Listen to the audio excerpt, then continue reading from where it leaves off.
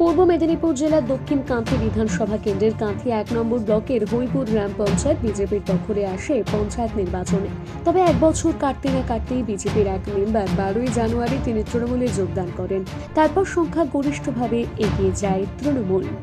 এই গ্রামে পঞ্চায়েতের মোট 23টি আসন নির্বাচনে তৃণমূল পায় 10 আসন, বিজেপি পায় 12টি আসন। পরবর্তীকালে নির্দল যোগ দেয় তৃণমূল কংগ্রেসে। বিজেপির তখনও তাদের সংখ্যা গরিষ্ঠ হয় 11। তবে বিজেপির সংখ্যা গরিষ্ঠতা নিয়ে প্রধান এবং উপপ্রধান এবং স্থায়ী সমিতি গঠন করে। কিন্তু এদিনের সমীকরণ হল তৃণমূলের 11 সদস্য হলেও পঞ্চায়েত সমিতির একটি ভোট ও বিজেপির একটি ভোট, 13/11 ভোটে জয়ী হয় তৃণমূল দিয়ে পঞ্চায়েত দখল করে। তবে সরকারি নিয়মে 2.5 বছর আগে পঞ্চায়েতের প্রধান এবং উপপ্রধান সরানো যাবে না। সরকারি নিয়ম থাকলে স্থায়ী সমিতির উপর ভিত্তি করে জয়ী শাসক দল। দেখুন, আমাদের এই ব্লকের এবং এই গ্রাম পঞ্চায়েত এটা আমাদের একদম প্রথম পঞ্চায়েতি ব্যবস্থা থেকে একদম ডানপন্থী ঘরানায় কংগ্রেস, তারপরে তৃণমূল কংগ্রেস। তা আমাদের গত পঞ্চায়েত নির্বাচনে নিজেদের ভুল বোঝাবুঝির কারণে তাই গ্রাম পঞ্চায়েত আমাদের হাতছাড়া হয়ে যায়। কিন্তু আবার মানুষ, এই এলাকার মানুষ ভুল বুঝতে পেরেছে তাই, এবং মমতা ব্যানার্জির উন্নয়নের সাথে এবং যে সকাল থেকে ঘুম থেকে উঠে ঘুমোতে যাওয়ার সাথে সাথে যে মমতা ব্যানার্জি যে উন্নয়নের তার গতি, তা সেই গতির সাথে সাথে এই ঠিক আমাদের এই হরিপুর গ্রাম পঞ্চায়েতে যে গতি, যে গ্রাম পঞ্চায়েতে যারা যে সমস্ত মানুষ যে আশীর্বাদ করেছিল বিজেপিকে, তারা এখন ভুল বুঝতে পেরেছে। সেই সাথে সাথে কিছু সদস্যা তারাও ভুল বুঝতে পেরেছে যে তারা আমাদের দলের সাথে, আমাদের জোড়াফুল প্রতীকের পাশে এবং মমতা ব্যানার্জির পাশে তারা আসতে চাইছে এবং আসতে পেরেছে। এবং সেই কারণে যে দীর্ঘদিন এই গ্রাম পঞ্চায়েতের যে প্রধানকে যারা নির্বাচিত করেছিল, তারা এই কয়েকদিনের মধ্যে তারা এই বিভিন্ন দুর্নীতিতে জড়িয়ে পড়েছিল। যে দীর্ঘদিন এবং এই গাছ চুরি কেন্দ্র করে বহুদিন এলাকা ছাড়া ছিল এবং তারপরে তারা মাননীয় হাইকোর্ট দিন এখনো আছে, তিনি শর্ত সাপেক্ষে জামিন পেয়েছে।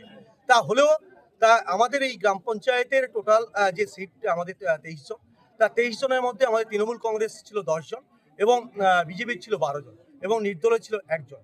তার নির্দলে তৃণমূল কংগ্রেসে জয়েন করেছিল 11 জন এবং বিজেপি থেকে 1 জন আবার সরাসরি তৃণমূল কংগ্রেসে জয়েন করেছে। তাহলে দেখুন, আমাদের এই তৃণমূল কংগ্রেসের ছত্রছায়ায় 12 জন এবং বিজেপি এখানে সংখ্যা লঘিষ্ঠ হলো। এবং তৎস এখানে পঞ্চায়েত সমিতির যারা এখানে নির্বাচিত সদস্যা তা পদাধিকার বলে যে পঞ্চায়েত সমিতির সদস্য এখানকার এই সভাপতি পঞ্চায়েত সমিতির হয়েছেন, তিনি ভোট দিতে পারবে না। তাহলে আমাদের এখানে পঞ্চায়েত সমিতির যিনি সদস্য আছেন এবং বিজেপির একজন পঞ্চায়েত সমিতির সদস্য, তাহলে এক এক করে তা হলেও আমাদের সমস্ত এই যে স্থায়ী সমিতির আমাদের এই অনুকূলে আসছে। তাই মানুষের পাশে, মানুষের সাথে, আমাদের নেত্রীর পাশে এই হরিপুর গ্রাম পঞ্চায়েতের সমস্ত মানুষ আছে, থাকবে। দাদা, একটা দিক থেকে দেখা যাচ্ছে বিজেপি ছেড়ে তৃণমূলে যোগদান করলেও মেম্বারশিপ বিজেপির থেকে নিয়েছে এবং সেটা সোশ্যাল মিডিয়ায় ভাইরাল, এটা নিয়েও গুঞ্জন চলছে। দেখুন, আপনি দেখতে পাচ্ছেন, আপনি আজকে কেন্দ্রে কি বিভিন্ন এলাকা দেখেছেন যে বড় বড় সাংসদ কি রাজ্যসভা কি লোকসভায় তারা বেচা কেনা হয়ে যাচ্ছে এবং তারা ওই নির্বাচন দলীয় থেকে পদত্যাগ না করে অপরদিকে অন্য সরাসরি তারা ওই জায়গায় জড়িয়ে পড়ছে। তা এটা কি আছে? তিনি ওই একটা দলের থেকে নির্বাচিত হয়েছিলেন, তিনি ভুল বুঝতে পেরেছেন যে না, এই দলের সাথে কিংবা এই এলাকার উন্নয়ন, আমার গ্রাম সংসদে গ্রাম পঞ্চায়েতে উন্নয়ন করতে গেলে মমতা ব্যানার্জির সাথে থাকতে হবে, জোড়াফুলের পাশে থাকতে হবে। নতুন সদস্য নিয়েছে এবারে, যেটা বিজেপির সদস্য গ্রহণ চলছে, সেই সদস্য গ্রহণে তিনি তার সদস্য নিয়ে সোশ্যাল মিডিয়াতে পোস্টও করেছেন। এই বিষয়ে কি বলবেন? দেখুন, বিরোধীরা কি বলবে আমাদের জানা নয়। আমাদের যেটা আমরা প্রথম কথা হচ্ছে উন্নয়নের পাশে, উন্নয়নের সাথে মানুষ আছে, এটাই বড় পরিষ্কার। সেটাই হরিপুর গ্রাম পঞ্চায়েত আগামী দিনে পথ দেখাচ্ছে এবং ব্লকের আরো 2 কি 3টে গ্রাম পঞ্চায়েত আগামী দিনে অনাস্থার পথে আছে। দাদা, যে কি ভোট দিতে পারবেন না তিনিও ভেতরে প্রবেশ করেছেন, এই বিষয়ে কি বলবেন? দেখুন, ত্রিস্তর পঞ্চায়েত নির্বাচনের সম্বন্ধে আমার যেটুকু, আমার 20-25 বছরের অভিজ্ঞতা থেকে আমি বলছি, যেটা ওটা সঠিক নয়। যিনি তার ভোটাধিকার, এই গ্রাম পঞ্চায়েতের সদস্য ঠিক যারা ভোটাধিকার বলে পঞ্চায়েত সমিতির সদস্য ওনারাই থাকতে পারে। অথচ বিরোধী দলনেতাকে দেখা যাচ্ছে ভেতরেই প্রবেশ করেছে এবং তিনি ভোটারে বসে আছেন। সেটা আমার জানা নেই, এই ব্যাপারে আমি কোনো বলতে পারি না। আমরা করিনি, এই কারণে বিডিও সাহেব পঞ্চায়েত প্রধানের সঙ্গে কোনো আলোচনা করেনি এই বিষয়টা নিয়ে। এবং আইনের মাধ্যমে আমরা গেছি এবং বিডিও সাহেবকে একটা চিঠিও দেওয়া হয়েছে উচ্চ আদালত থেকে। উনি আদালতকে অবমাননা করেছে। কোর্টের দ্বারস্থ হয়েছিলেন। আমরা দলত্যাগ যে আমাদের পঞ্চায়েত নির্বাচিত সদস্য তৃণমূলে গেছেন, তার বিরুদ্ধে আমরা কোর্টে আবেদন করেছি এবং সঞ্চালকের ব্যাপারটাও নিয়ে আমরা এই বিষয়টা আদালতে আবেদন করেছি। আজকে যে বনস্থ ভোটের মাধ্যমে এই যে স্থায়ী কমিটির অপসারণ করা হলো, এটা কি বলবেন? সময় বলবে, আইনি ব্যাপার সময় বলবে। আপনার কি আবার কোর্টের দ্বারস্থ হবেন? আমরা তো করেছি, কি হয় সময় বলবে। আপনার নাম আছে কি? স্থায়ী সমিতিতে তো দেখা গেল আজকে গোটাই যে আপনারই তো প্রতীকে যেটা তিনি তো অংশগ্রহণ করলেন, আপনারা কেন উপস্থিত হলেন না? উনি তো চলে গেছেন তৃণমূলে, উনি তো আমাদের দলত্যাগ করে চলে গেছেন। উনি সমস্ত বিষয়ে ওনার প্রমাণও আছে। উনি যে অথচ তো দেখা যাচ্ছে উনি ওনার সংসদ এলাকায় বিজেপির সদস্যতা অভিযান ব্যানার টাঙিয়ে নিজেই বাড়ি বাড়ি প্রচার করে সদস্য করাচ্ছেন, সদস্য সংগ্রহ করেছেন। ওনার একটা অভিনয়, সেই ব্যাপারটা বুঝছেন আমাদের জেলা সভাপতি, ওনার ব্যাপারটা বুঝবেন। আর পার্টি থেকে ওনাকে সপোজও করা হয়েছে, ওনার সব বিষয় স্টেটমেন্ট নেওয়া হচ্ছে। উনি অনেক দিন থেকে চলে গেছে, সম্ভবত 1 জানুয়ারি 12 জানুয়ারি উনি চলে গেছে। তৃণমূলের মিটিং মিছিল সব জায়গায় উনি অংশগ্রহণ করছেন। 1 নম্বর ব্লকে যেখানে আপনারা বিরোধী দলনেতা হিসাবে রয়েছেন, অথচ কাঁথি 1 নম্বর ব্লকে দেখতে গেলে আবাস যোজনা বাড়ি যাদের প্রকৃত অর্থে পাওনা তারা বঞ্চিত হচ্ছেন, অথচ যাদের পাওনা নয় তারা বাড়ি পাচ্ছেন, এমনটাই অভিযোগ করছেন আপনার দলেরও লোক এবং বিরোধীরাও। কি বলবেন এই বিষয়ে? অ্যাকচুয়ালি আমাদের মাননীয় মুখ্যমন্ত্রী উনি যবে থেকে মন্ত্রিত্ব গ্রহণ করেছেন আমাদের পশ্চিমবঙ্গে, উনি সবসময় বলে আসছেন এখানে কোনো রাজনীতির প্রশ্ন নেই। সাধারণ মানুষের ক্ষেত্রে বাড়ি, জল, রাস্তাঘাট, পানি ব্যবস্থা সমস্ত কিছুই সর্বসাধারণের জন্য হওয়া উচিত। তো উনি চেষ্টা করছেন, আমরাও চেষ্টা করছি। এত বৃহৎ এরিয়া, তার মধ্যে হতে পারে প্রায় 8,000 কাঁথি 1 নম্বর ব্লকে আবাসের নামের তালিকা আছে। তো সেখানে হয়তো কিছু কিছু ক্ষেত্রে বাদ পড়তেও পারে, আমরা স্বীকার করে নিচ্ছি। যদি বাদ পড়ে নিশ্চিন্তে সরাসরি মুখ্যমন্ত্রীকে বলো, সেখানে বলেও অনেকের নাম সংযোজন হচ্ছে। আমরা চাইবো যদি প্রকৃত গরিব হয় দলের ঊর্ধ্বে উঠে দলমত নির্বিশেষে না নিশ্চিন্তে বাড়ি পাওয়া উচিত। আমরাও সহযোগিতা করব এবং আগামী দিনে আমরা চেষ্টা করব যাতে ওনারা বাড়ি পান। কারণ আমরা চাই প্রত্যেক মানুষেরই মাথার উপরে ছাদ থাকুক, যদি প্রকৃত তার পাওয়ার প্রাপ্য হয়। আর যদি সে আমাদের দলের লোক হয়, তার প্রাপ্য না থাকে, আমি ব্যক্তিগতভাবে ব্লক সভাপতি দলের দায়িত্বে আছি এই মুহূর্তে, আমি চাইবো নিশ্চিন্তে তার বাড়ি কাটা যাওয়া উচিত। যার প্রকৃত পাওয়া উচিত সে যেই পার্টি করুন না কেন, তার নিশ্চিন্তে ঘর হওয়া উচিত। যাদের বাদ পড়ছে সেই নিয়ে কি কোনো ব্যবস্থা হবে? হ্যাঁ, সেই নিয়ে নিশ্চিন্তে আমরা কথা বলছি। অ্যাকচুয়ালি সরাসরি ওনাদেরকে বলবো, মুখ্যমন্ত্রীকে সরাসরি কমপ্লেনের জায়গায় ওনাদেরকে জানাতে, এবং সেখান থেকে কিছু কিছু নামের সংযোজনের তালিকাও এসছে। কাঁথি 1 নম্বর ব্লকে প্রায় 300 জনের নামের এক্সট্রা নাম এসছে। তো আমরা চাইবো সরাসরি মুখ্যমন্ত্রীকে বলার যে নাম্বার আছে সেই নাম্বারে কল করে ওনারাও চেষ্টা করুন। পরবর্তীকালে নিশ্চিত আমরাও সহায়তা করব। যদি আবার নতুনভাবে কোনো সংযোজনের তালিকা হয়, কিংবা আবার নতুনভাবে যদি আবার এই সব অ্যারেঞ্জমেন্ট হয়, তাহলে আমরাও চাইবো নিশ্চয়ই ওনারা পাক, বা যে কীভাবে পাওয়ার ব্যবস্থা করা যায় আমরাও সেই বিষয় নিয়ে আমরা বিডিও সাহেবের সঙ্গে কথা বলবো। অ্যাকচুয়ালি কাঁথি পঞ্চায়েত সমিতি বিজেপির দখলে আছে, ওনাদেরই সহযোগিতা করা উচিত, কিন্তু ওনারা কতটা সহযোগিতা করছে আমার জানা নেই। কিন্তু আমরা যথারীতি চাইছি প্রত্যেকটি মানুষের বাড়ির উপরে ছাদ থাকুক। এটা আমাদের নেত্রীরও চাওয়া এবং এটা আমাদেরও চাওয়া, আমাদের দলেরও চাওয়া। হরিপুর গ্রাম পঞ্চায়েতের অনাস্থা হলো, অথচ সেই অনাস্থায় এরপরে কি কর্মসূচি রয়েছে আপনার? আজকে উপসমিতির পঞ্চায়েতের অনাস্থা হলো, এরপর স্থায়ী সমিতি গঠন হবে, তারপর যারা উপসমিতিতে আসবে তাদের প্রক্রিয়া এবার শুরু হবে। পঞ্চায়েত আমরা প্রধান উপপ্রধান বাদে, যেহেতু সরকার 2.5 বছর একটা মেয়াদ করেছে, 2.5 বছর আগে ভাঙা যায় না, তাই 2.5 বছরের আগে প্রধান উপপ্রধান 2.5 বছর পর্যন্ত থাকবে, আর তার আগে সঞ্চালক যে উপসমিতি যেটা আছে সেটা আজকে ভাঙা হবে। এই পঞ্চায়েত দীর্ঘদিনের ডানপন্থী দলের পঞ্চায়েত। বিজেপি 12 জন নিয়ে ক্ষমতায় এসেছিল, 6 মাসের মধ্যে তারা দুর্নীতিতে জড়িয়ে গেছে, যেখানে একটি গাছ একটি প্রাণ, পরিবেশ রক্ষার জন্য সরকার গাছ লাগাচ্ছে, সেখানে এই প্রধান মেম্বার এরা যুক্ত হয়ে রাতের অন্ধকারে গাছ বিক্রি করছে। দুর্নীতির সঙ্গে পুরা জড়িত এই প্রধান, যাকে জলেশ্বর থেকে পুলিশকে অ্যারেস্ট করতে হয়েছে, গা ঢাকা দিয়েছিল, লক্ষ লক্ষ টাকার দুর্নীতি করেছে। আজকে জনগণ বুঝতে পেরেছে এই চোর প্রধান এই চেয়ারে থাকার তার কোনো নৈতিক অধিকার নেই। তার যদি ন্যূনতম একটু তার যদি লজ্জা থাকতো পদত্যাগ করে চলে যেত। এই পঞ্চায়েত শ্রীপতিবাবুর পঞ্চায়েত, বীরেনবাবুর পঞ্চায়েত, গৌতম জানার পঞ্চায়েত, নগেনবাবুর পঞ্চায়েত, অমলেন্দ্র দাসের পঞ্চায়েত, ছায়ামাইতির পঞ্চায়েত, আজ পর্যন্ত কেউ এই দুর্নীতিতে জড়েনি। 9 নম্বরের যে প্রধান আছে আজ পর্যন্ত কেউ এই দুর্নীতির জায়গায় যুক্ত হয়নি। 10 নম্বর প্রধান, এই প্রধান বড় করে নাম লিখেছিল, সর্বশ্রেষ্ঠ প্রধান, বড় করে নাম লিখেছিল ওর জল জল করে যাতে সবার চোখে পড়ে, কিন্তু সেখানে ব্যাকেটে ওকে লিখতে হবে অশোক কুমার সামন্ত প্রধান এত সাল থেকে, ব্যাকেটে চোর, যে আমি জেল খাটা আসামি। তাই কালকে অনেক বসে বসে লেকচার দিচ্ছিল, এটা হচ্ছে পঞ্চায়েত অফিস, এটা পার্টি অফিস নয়, এটা পঞ্চায়েত অফিস। বলছিল কি মুখে লালসা লাগে গেছে, তৃণমূলের মুখে লালসা লাগেনি, বিজেপির এসছে, কয়েকদিন এসছিল, এতদিন তো তৃণমূল ক্ষমতায় ছিল, একটাও দুর্নীতি বার করতে পারেনি। তার যদি ক্ষমতা থাকে তাহলে আজকে 14 মাস পঞ্চায়েতে বসছে, একটাও কেন দুর্নীতি বার করতে পারেনি তৃণমূলের বিরুদ্ধে? 20 বছর তৃণমূল ক্ষমতায় আছে, কেন একটাও দুর্নীতি বার করতে পারেনি? 6 মাস হয়নি, আমরা তার দুর্নীতি যে করেছে আমরা প্রমাণ করে দেখিয়ে দিয়েছি।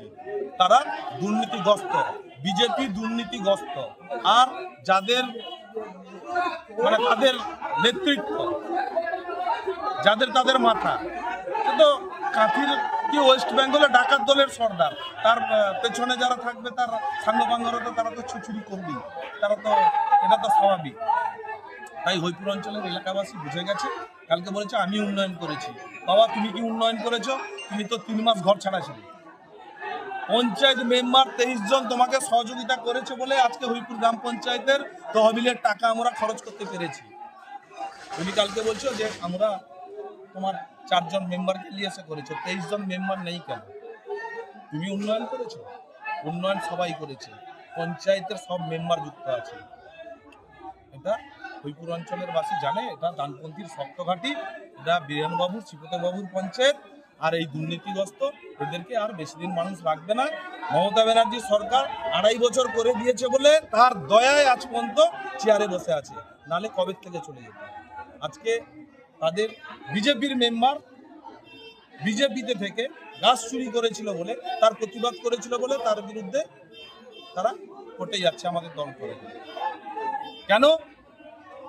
অন্যায়ের প্রতিবাদ করেছে, গাছ চুরি করেছে, নিজের ওন ফান্ড থেকে নিজের মোবাইলে টাকা ঢুকেছে, মোটরসাইকেলের তেল ঢুকাচ্ছে, অন্যায়ের প্রতিবাদ করেছে, তাই আজকে খারাপ। বেশি দিন চলতে পারে না, তাকে নৈতিক দায়িত্বে তার সরে যাওয়া উচিত, তার পদত্যাগ করা উচিত। কিন্তু আমি জানি ওর লজ্জাও নেই, যতক্ষণ দেহত্যাগ না করবে, যতক্ষণ থেকে ফেলে না ফেলবো ও পদত্যাগ করবে না। পঞ্চায়েতের যিনি বিজেপির মেম্বার ছিলেন তিনি তৃণমূলে যোগদান করেছেন, অথচ আবার কিছুদিন আগে দেখা যাচ্ছে যে বিজেপির সদস্য নিয়েছেন, এরকম একটা সোশ্যাল মিডিয়ায় ঘোরাফেরা করছে, কি বলবেন? না, ও তৃণমূলে যোগদান করেনি। ও একটা 12ই জানুয়ারি স্বামী বিবেকানন্দের জন্মদিন ছিল, সোশ্যাল প্রোগ্রামে এসেছিল।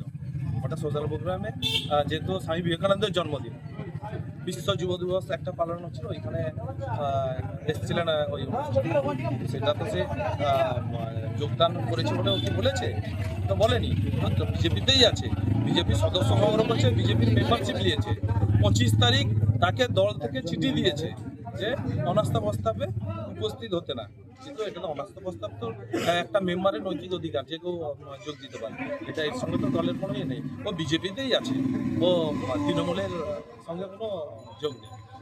আমাদের 10 ছিল, একজন নির্দল জিতেছিল, নির্দল ক্যান্ডিডেট আমাদের সঙ্গে যোগদান করেছে। আমরা 11, পঞ্চায়েত সমিতি 1, আমাদের 12। আমরা মেজরিটি 12 হয়ে গেছি, 12 ছিলাম বলে আমরা অনাস্থা ডেকেছি। আর বিজেপির মেম্বার যে আছে তাদের নিজেদের মধ্যে গোষ্ঠীদ্বন্দ্ব, যেহেতু এই প্রধান গাছ চুরির সঙ্গে যুক্ত, যেহেতু ও প্রধানের বিরুদ্ধে কেন গাছ চুরি করেছে, একজন স্থায়ী সমিতির মেম্বার আছে সুপর্ণা জানা, একজন মানে পঞ্চায়েত সদস্য অমিতা সাউ, দুজনেই গাছ কেটে বিক্রি করেছে। যেখানে একটি গাছ একটি প্রাণ, যেখানে সরকার গাছ লাগাচ্ছে পরিবেশ পরিচ্ছন্নতা রাখার জন্য, পরিবেশের ভারসাম্য বজায় করার জন্য, সেখানে এই প্রধান গাছ চুরি করে বিক্রি করছে লক্ষ লক্ষ টাকা রাতের অন্ধকারে। আর সঙ্গে যুক্ত আছে, আপনারা জানেন যে গাছ চুরি করে হাইকোর্টেও গিয়েছিল, হাইকোর্টেও ওকে মানে অ্যাকুস্ট বলে ওকে ইয়ে করেছে। অতএব তারপরে জলেশ্বরও লুকিয়েছিল, পুলিশ ওখান থেকে নিয়ে এসেছে। আমরা বলিনি চোর, ও গাছ চুরি করেছে, ওটা প্রমাণিত। তাই ওর বিরুদ্ধে ওর মেম্বার, ওর দলের একাংশই ওর বিরুদ্ধে বিক্ষুব্ধ, যে ইয়ে নয়। আর বিজেপি মেম্বার বিজেপিতেই আছে, ও আমাদের তৃণমূলে নেই। আজকে যখন আমরা আসছিলাম মিছিল করে, ও কি আমাদের মিছিলে ছিল? ও আমাদের মিছিলে ছিল না, দেখুন না, আমাদের সঙ্গেও ছিল না, আমাদের সঙ্গেও আসেনি। আমরা কিন্তু আমাদের যে 12 জন মেম্বার পঞ্চায়েত সমিতির, আমরাই মিছিল করে এসেছি, ও কিন্তু আমাদের সঙ্গেও আসেনি। ও বিজেপির মেম্বার বিজেপিতেই আছে, যেখানে সদস্যপদ গ্রহণ করছে, যেখানে সদস্যপদ নিচ্ছে, যেখানে বাড়ি বাড়ি প্রচার করছে বিজেপির ফ্ল্যাগ ধরে, যেখানে বুথ কমিটি নিয়ে মিটিং করছে, আপনি দেখবেন বেরিয়েছে। তাহলে সেখানে আমাদের মেম্বার আমরা বলবো কেন যে ও আমার বিজেপির মেম্বারকে আমরা তৃণমূলের মেম্বার আমাদের সঙ্গে যোগদান করলে তো আমরা বলবো, আমাদের সঙ্গে কোনো যোগদান করেনি। আর আজকে এই পঞ্চায়েত দুর্নীতিগ্রস্ত পঞ্চায়েত, 20 বছর তৃণমূল ক্ষমতায় ছিল। কালকে বলছিল যে জীবে লালসা লেগে গেছে, তৃণমূলের লালসা লাগেনি, 14 মাস থেকেও ওরা একটা দুর্নীতি বের করাতে পারেনি। তারা 6 মাসের মধ্যে আমরা বিরোধী তার দুর্নীতিটাকে আমরা প্রকাশ করেছি। যে প্রধান কোন ফান্ডে টাকাও মোবাইলে ঢোকায়, যে প্রধান মোটরসাইকেলের তেলটাও এখান থেকে নিয়ে যায়, তাহলে গাছ চুরি করে বিক্রি করছে এই প্রধান। আর কি বলবো, এর থেকে আর বলার কিছু নেই। আমরা চাই এই দুর্নীতিযুক্ত প্রধানকে এখান থেকে যত তাড়াতাড়ি যাবে হরিপুর অঞ্চলবাসীর মঙ্গল। হরিপুর অঞ্চলবাসী হয়তো বিরোধীদের ভোটটা দিয়েছিল, কিন্তু দেখেছে যে না, হরিপুর অঞ্চল হচ্ছে ডানপন্থীর শক্ত ঘাঁটি। শ্রীপতি বাবুর পঞ্চায়েত, বীরেন বাবুর পঞ্চায়েত, গৌতম বাবুর পঞ্চায়েত, শ্রীমতী ছায়ামাইতির পঞ্চায়েত, অমলেন্দু দাসের পঞ্চায়েত, নগেন পাত্রের পঞ্চায়েত, 9 জন পঞ্চায়েত প্রধান ছিলেন, আজ পর্যন্ত কেউ দুর্নীতির সঙ্গে যুক্ত হয়নি। একমাত্র এই 10 নম্বরের প্রধান যে চুরির দায়ে যুক্ত হয়ে জেল খেটেছে, যেটা আমার হরিপুরবাসীর লজ্জা। এই লজ্জায় তার পদত্যাগ করা উচিত। আজকে এই স্থায়ী সমিতি ভাঙা হলো, এবার হুইল চেয়ারে তাকে চলতে হবে, যেহেতু স্থায়ী সমিতি নেই, ন্যাংরা প্রধান হয়ে থাকলো। আর ওর যদি ন্যূনতম একটু সৌজন্যতা বা লজ্জা যদি থাকতো, তাহলে ও পদত্যাগ করতো, কিন্তু ও পদত্যাগ করবে না, যেহেতু এখানকার তার লোক মুখে লেগে গেছে। পঞ্চায়েত অফিসে বসে হাত দেখায় কন্ট্রাক্টরদের, টাকা দাও টাকা দাও, আমাদের সামনেই করেছে। তাহলে এই প্রধান কতটা দুর্নীতিযুক্ত সেটা সবাই জানে। এদের নৈতিক কোনো এর অধিকার নেই যে থাকা। আজকে এলো না কেন? আজকে এলো না কেন? আজকে আসতে পারতো। তার যদি তার ইয়ে আছে, 25 তারিখ ওর মেম্বারকেও দিয়েছে তো যে আজকে আসতে না, তাহলে কি করে ও তৃণমূলে যোগদান করলো? যদি তৃণমূলে যদি ও যোগদান করেছে, তাহলে 25 তারিখের ডেটে তাহলে সেই মেম্বারকে কি করে চিঠি দেয় যে দলের শৃঙ্খলা রক্ষা কমিটির আমি দায়িত্বে আছি, আপনাকে এই অনাস্থায় যাওয়া যাবে। তাহলে যদি না থাকে, বিজেপিতে যদি না থাকে, তাহলে চিঠি দেয় কি করে? তাহলে চিঠিটাও তো তাহলে অবৈধ। তাহলে কোনটা ঠিক করুক, আগে ওরা প্রমাণ করুক যে সেই মেম্বার আমার তৃণমূলের সঙ্গে এসছে না এখনো বিজেপিতে আছে। আমি বলবো বিজেপিতে আছে। চোরের বিরুদ্ধে ও প্রতিবাদ করেছিল বলে ওর বিরুদ্ধে চক্রান্ত করছে। ওকে জনগণ ভোট দিয়েছে, এলাকায় কাজ করুক। আমরা চাই সব মেম্বার সবাই সমান অধিকার পাক। যে চোরের বিরুদ্ধে প্রতিবাদ করেছে বলে তার বিরুদ্ধে আমরা চক্রান্ত করব, এটা আমরা যে কোনো দল হলেও আমরা তার পাশে থাকবো। আমাদের দলে না থাকলেও আমরা বলবো যে না, অন্যায়ের বিরুদ্ধে প্রতিবাদ করব। আর এই পঞ্চায়েত আর বেশি দিন নয়, এই পঞ্চায়েত তৃণমূল কংগ্রেস ছাড়া উন্নয়ন করতে পারবে না। তৃণমূল কংগ্রেসেই হরিপুর গ্রাম পঞ্চায়েতকে উন্নয়ন করতে পারে। রাস্তাঘাট, জল সবটাই তৃণমূল দিয়েছে, দিদি দিয়েছে। আর ওরা কার সৈনিক লিখে দিয়েছে? দাদার সৈনিক। কোন দাদা? পশ্চিমবঙ্গের সব থেকে বড় ডাকাত এই দাদার সৈনিক। হরিপুর গ্রাম পঞ্চায়েত যখন গঠন হয়েছিল, ব্যানার দিয়েছিল চোর মুক্ত পঞ্চায়েত। 6 মাস না যেতে চোর যুক্ত পঞ্চায়েত তৈরি করে দিয়ে গেছে। এটা সবাই জানে যে এই পঞ্চায়েতটাকে দখলে কবে এলো সেটা ঠিক ভালো মতন বুঝতে পারলাম না। কেননা ওনারা যখন তখন বলেন যে টিএমসি অপপ্রচার করে বেড়াচ্ছে, তো যখন তখন বলেন যে আমাদের প্রধান বসবে, আমাদের উপপ্রধান হয়ে যাবে। এর আগেও অনেকবার 3-4 বার মানুষকে ভুল বুঝিয়ে নিয়ে যাওয়া হয়েছে। তাদের দখলেটা কবে হলো সেটা ঠিকঠাকভাবে বুঝতে পারলাম না। স্থায়ী সমিতি তো তাদের দখলে গেল, যেখানে বিজেপির 11, তাদের 12। কে বললো তাদের 12? উনি তো দাবি করছেন উনি তো যে আমাদের আছেন এখনো। উনি তো দাবি করেন যে বিজেপির আছেন উনি, কিন্তু কেমন করে আছেন সেটাও বুঝতে পারলাম না। আজকে বিরোধী দলনেতা সবার সামনে দাঁড়িয়ে বলছে যে উনি বিজেপির নাকি সদস্য পদ গ্রহণ করছেন। উনি যদি সদস্য পদ গ্রহণ করান, একা একা বাড়ি বাড়ি চলে গিয়ে সদস্য পদ গ্রহণ হয়ে যায় নাকি? আমাদের দলের কোনো সিস্টেম নেই, দলের কোনো নেতা নেত্রীকে প্রয়োজন হয় না। উনি যে সদস্য পদ করাচ্ছেন সে কাগজপত্র নিয়ে গিয়ে কার কাছে জমা দিচ্ছেন? কোথায় দাবি করছেন যে উনি বিজেপি? সম্মুখ সমরে বা 7 মাইল বাজারের উপরে টিএমসির ঝান্ডা হাতে নিল, সেটা হলো না।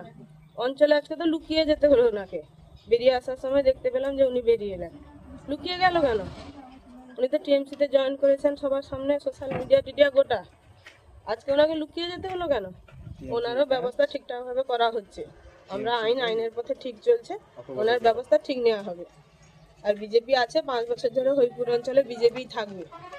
2.5 বছর পর কি হবে ওনারা হিসাব যেরকম করছেন আমরাও হিসাব মিলাতে রেডি আছি। 12-11 আমরাও কখন 12-13-14 করে দিব, কোথায় বুঝতে পারবে না। আপনার নাম? আমার নাম অমিতা সাউ। আমরা প্রস্তুত আছি। রেডি। ওনারা তো অনেক দিন থেকে অনেক অপপ্রচার করাচ্ছেন। প্রধানকে তো অনেক হেনস্থা করালো 3-4 মাস ধরে। আবার শুনলাম নাকি অঞ্চল হয়ে গেছে ওনাদের। উনি বিরোধী দলনেতা হয়ে প্রধানের পদে নাকি বসেও যাবেন নাকি শুনলাম। এরকম অপপ্রচার করে কিছু হবে না। এরকম অপপ্রচার করে শুধু যে মানুষের মন জয় করা যায় আর অঞ্চলের সামনে গিয়ে ভালো মন্দ খাইয়ে মিটিংয়ে ডাকা যায়, এর থেকে আর বেশি কিছু করা যায় না। বিগ নিউজ, সবার আগে সবার সাথে।